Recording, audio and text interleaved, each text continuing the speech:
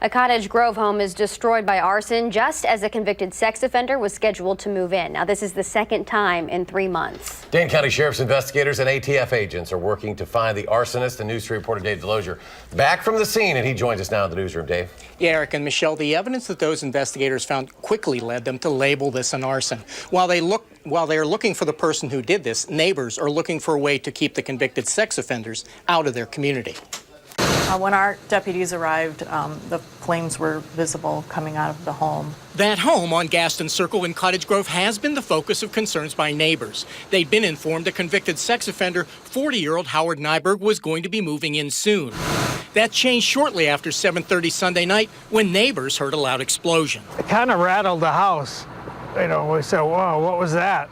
This is what Michael Kamiatek saw from his window. Huge cloud of smoke with flashes of flame going up into the smoke. We have detectives that specialize in fire investigation, and they're working with state investigators, and the evidence that they saw last night definitely pointed to an arson. UMA, the Wisconsin Department of Justice's Acceleration Detection Canine, was working the scene along with ATF and sheriff's investigators. This isn't the first time they've been here. Last December 8th, there was another fire. Our investigators found evidence of an arson in that situation that caused about $90,000 in damage, which had recently just been repaired.